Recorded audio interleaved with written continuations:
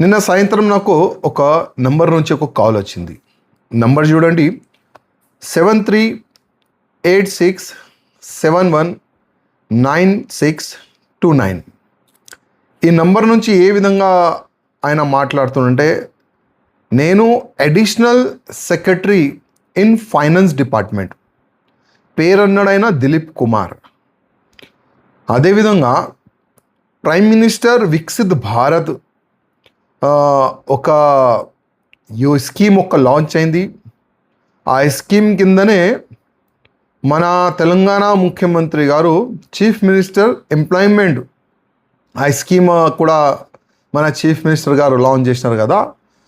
కొంతమంది యువకులకి each constituency 3 కోట్ల రూపాయలు, అంటే ఒక యూత్కి 10 lakh rupees వాళ్ళు లోన్గా ఇస్తున్నారు. అదేవిధంగా 50% సబ్సిడీ ఉంటుంది.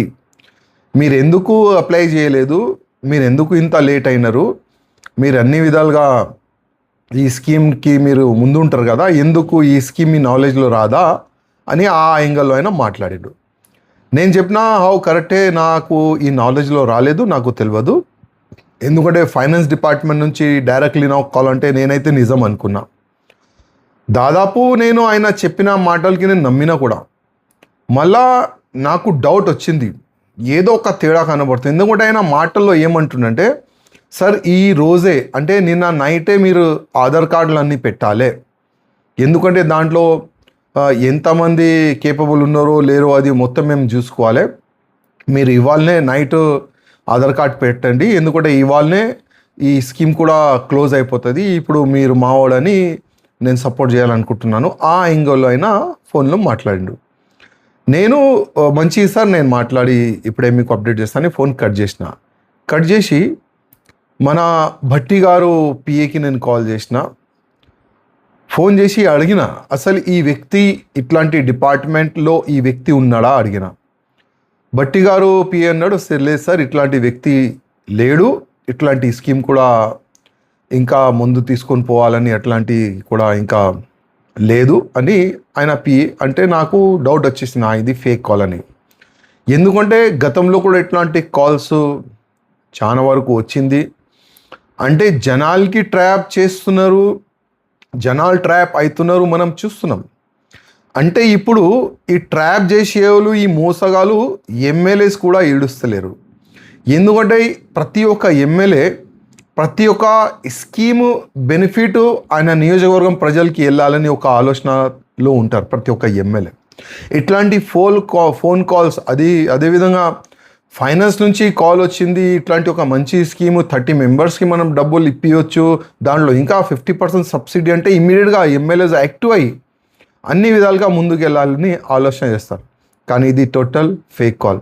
ప్రతి ఒక్క ఎమ్మెల్యేస్కి ఎంపీస్కి నేను రిక్వెస్ట్ చేస్తున్నా, తెలంగాణ ఆంధ్ర, ఎందుకంటే ఈ లాంగ్వేజ్ మీరు విన్నర్ అనుకుంటున్నాను. ఈ లాంగ్వేజ్ ఆయన ఏ యాంగిల్లో అయినా మాట్లాడుతుండే అనుకోదాం. 2 స్టేట్ నేను కోట్ చేస్తున్నా, తెలంగాణ ఆంధ్రప్రదేశ్ ఎమ్మెల్యేలు కొద్దిగా జాగ్రత్త. ఇట్లాంటి ఫేక్ కాల్స్ వస్తే దాంట్లో మీరు ట్రాప్ కాకూడదు.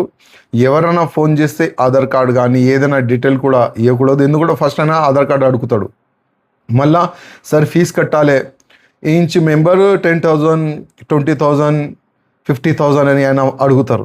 దాంట్లో ఇమీడియట్గా మనం మన పిల్లల్ని కానీ మన కార్యకర్తలు కానీ మన పరిచయం ఉన్న వ్యక్తులకి ఇమీడియట్గా వాళ్ళకి ఫోన్ చేసి డబ్బులు మనం కట్టిస్తాం.